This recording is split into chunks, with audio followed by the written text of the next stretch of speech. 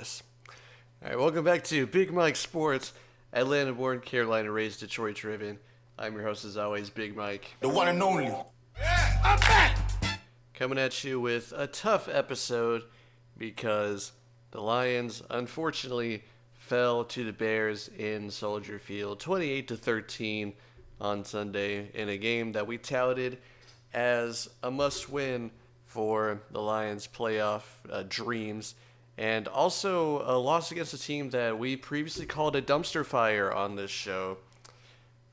We played a team with two coaches that were dismissed during the season for just absolutely reprehensible things. That's the team we lost to. The head coach could not talk Himself. into a friendly encounter on a street corner late at night, and that's the coach that we lost to. This is a team that has won a game without scoring a touchdown. That's the team that we lost to. And we just lost to a head coach that's never won back-to-back games in his career. Yes, that was the first back-to-back victories for Bears head coach Matt Eberflus. The guy's just not the best coach in the world. Let's just put it that way. We don't want to get into trouble despite our emotions here. But yeah, just a pretty rough game here for the Lions. Jared Goff, once again, having some turnover issues, throwing 2 interceptions and 1 fumble. The fumble was not actually given to Goff in the stats. It was given to the center, Graham Glasgow. But still, it's mostly on Goff. The center quarterback exchange, that's on him, I would say. And then the 2 interceptions, they did come on 4th down. So, the first one was kind of an arm punt situation. Still not what you want, though.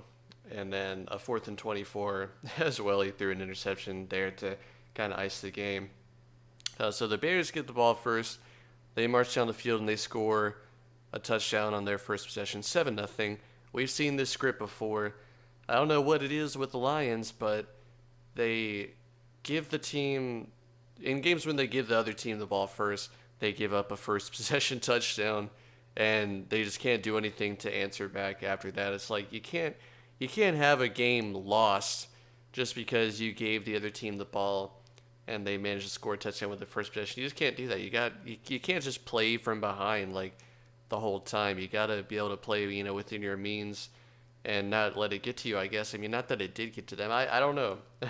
I really don't know what the issue was there, but all I know is that we've seen this game script before, especially in recent weeks, which is kind of concerning, where the other team gets that first score and then the Lions just struggle to really keep up. Now, it was 10-0 at one point because the Lions went 3 and out on their first drive or something like that. It was not a very good run there. They were able to make it 10-6, but a bad snap on the point after meant that Jack Fox had to take a little bit longer to set the ball, and it resulted in a missed point after. We saw that in the Packers game where the Lions answered back and they can't nail the point after, and then it's just downhill from there for them. So, yeah, pretty rough.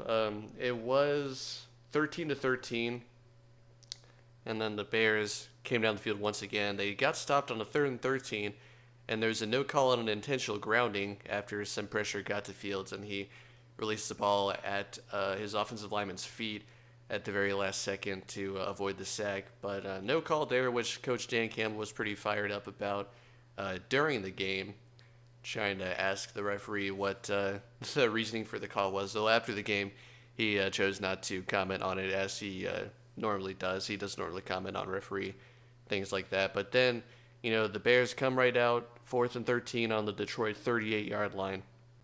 And they come out really quick and they throw a vertical route to DJ Moore. And yeah, he went for the touchdown to make it 19-13. Oh yeah, that was another thing I was gonna say. We lost to a team that in the first half did not target their star receiver a single time, but instead handed the ball off to him 3 times. That's the team that we lost to. So yeah, 19-13, and the Lions get the ball back with a chance to answer back and stay in the game. And that's when that fumble happened. It completely broke the back of the Lions. The Lions were not going to be able to come back after that. You're down 19-13 on a pretty critical play that made it happen. That kind of broke your defense a little bit. and then the offense comes right back out and just is broken like that. I mean, you can't go down by a possession and then give the ball immediately back. That's not going to give you momentum at all. So yeah, they made it 19-13 to end the third quarter. Then Chicago comes back 25-13 with a rushing touchdown by Fields, and yeah, the Lions didn't score again.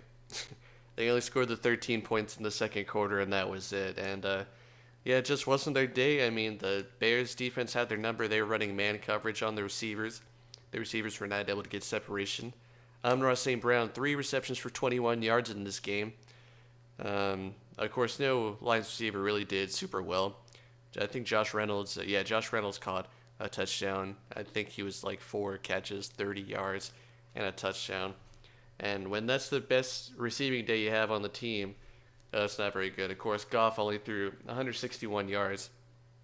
It's something like 9 turnovers in 4 games for Goff. So questions definitely being asked about Goff and whether he'll even stick around for very much longer as a starter. Of course, it is a bit of an overreaction. It is sort of a slumpy patch here, but the question's gonna be asked again. The conversation's gonna come up again whether Goff can handle this. People bringing up his turnover stats and everything.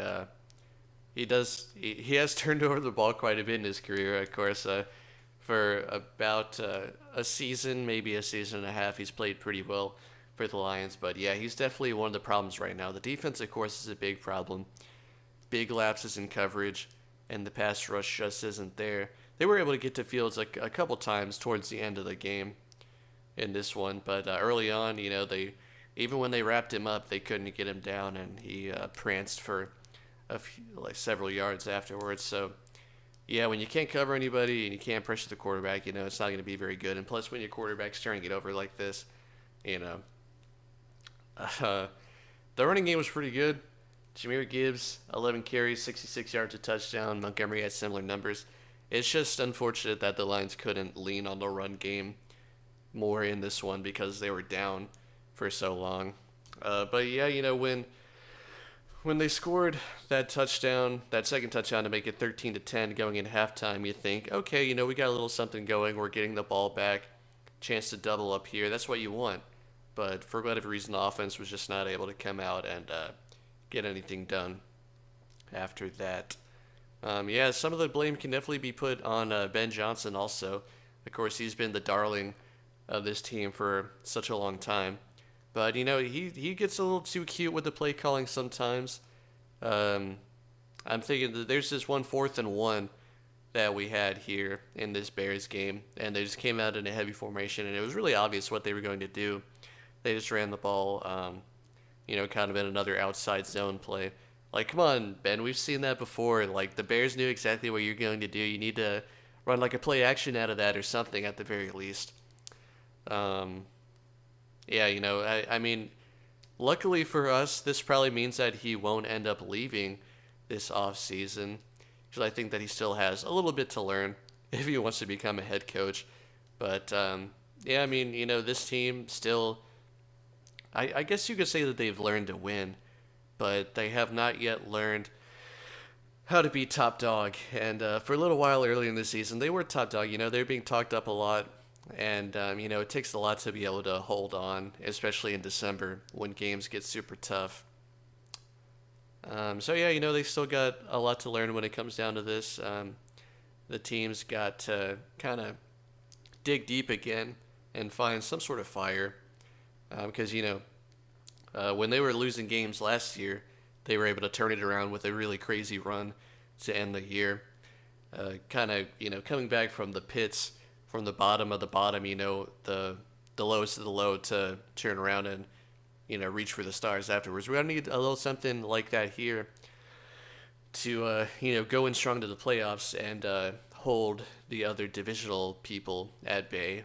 The Vikings, only 2 games back. And after tonight, the Packers could be only 2 games back as well.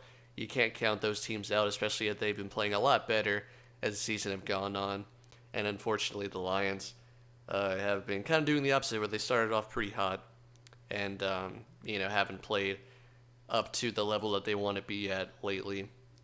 This Broncos game at home, that's coming up next. It will be a home game, so that's a bonus to kind of get you back to where you want to be, kind of a get right game. But what does concern me is the fact that the Broncos are coached by Sean Payton. Say what you will about Sean Payton, but he is, the guy who Dan Campbell comes from. He comes from that Payton coaching tree. And as we've seen with Belichick assistants against Belichick, it hasn't been the greatest thing for the assistant coaches when they go up against their former head coaches that they served under. It is possible, that Dan Campbell knows, exactly what Sean Payton will want to do, especially on offense, which could give the Lions a little leg up. The same thing sort of happened when Matt Patricia was coaching the Lions, and they beat the Patriots for their first win of the season. And don't even remember what year it was. Probably 2018, probably his first season when they beat the Patriots 26-10 on Monday Night Football. And one of the most surprising wins that I remember from the Lions, and at least in recent memory. So the same thing could happen here when they welcome the Broncos into the building. Of course, the Broncos defense has been playing really well, which is not a recipe for success considering the struggles that the Lions offense has had. But, they could come out swinging and right the wrongs, and, we could be singing a totally different tune. But, that is the only thing that concerns me is the fact that the Broncos have Payton as a head coach, and he could, know something about some of the tendencies of Dan Campbell. Sean Payton could know that maybe not even Dan Campbell knows himself. But, it's also possible that the rest of the league is kind of figuring out what the Lions like to do, what they're all about. You got to switch it up if you're the Lions from a coaching standpoint. You have to do a little self-scouting if that's the case and use the other team's expectations of what you're going to do against them. Now, of course, the Lions coaching staff doesn't know everything. They've been a pretty good coaching staff during their time, but they're still learning, of course, and the experience will come. But, yeah, you need to kind of use that experience to turn it around on the other teams. And like Dan Campbell said in his press conference for this game, he said the Bears made us play their game. And, if you're the Lions, you need to make the other team play your game. It's just that simple. Same thing goes for if you're playing poker. You want to play your game. You don't want to get into anybody else's game because that's when you're on your heels. You're responding to what they do. And you want them to respond to what you're doing. So, yeah, it's a chance for the Lions to turn it around. Of course, a win against the Vikings, at least one win against the Vikings in those two matchups will be critical. We need to beat this Broncos team at home, and we need to beat the Vikings at least once. And that will probably set us up to win the division, and leave no doubt. Well, it starts with this game. If you lose the Broncos game, it's not going to look very good. Then you'll have to beat the Vikings twice, which would be very difficult. I don't think they're beating the Cowboys. We all saw what the Cowboys did to the Eagles. In their 15-game win streak, in their 15-game win streak at home, they're scoring like 40 points a game. So I have that one chalked up at a loss. I would be shocked. If the Lions beat the Cowboys in Dallas. Of course, I would love it if they did. It would mean a lot of really good things for the team moving forward. But, when you go to that game, if you go in with the underdog mentality and you just pull out all the stops, like that's the one thing I'd probably want to see in that Cowboys game is just Dan Campbell going absolutely insane, doing everything he possibly could to win. Like do not punt a single time, that sort of thing. So it's still going to be fun to watch. Still excited. Of course, the Lions are still where they are. They're still 9-4, still have a better record than the Chiefs and some other teams. Only one game back from the Eagles. They're still in a good position, but they got some things to work out. And, some of the fans, we're not used to them being up here and having to kind of fend the other teams off. Of course, like I said before, in that 2017-28 season, whichever one it was, when the Lions were 9-4 and then they lost out, you can't repeat that. If this team has grit and if this team has fight, we got to show it. We got to show it what they're made of there. So, yeah, got to win at least 2 of the next games to win the division and go into the playoffs strong. It won't be easy. It never is, but, that's why we play the game. This team's still going to be really good for a long time also. Don't get me wrong on that. It's a well-built team and everything. so they should be able to contend for a while. But right now, they just got to learn how to contend, and that's the most difficult part for any team as they're kind of coming up. Perhaps. And hey, how about a quick little mention of that Chiefs Bills game? Where have we seen that Travis Kelsey lateral before?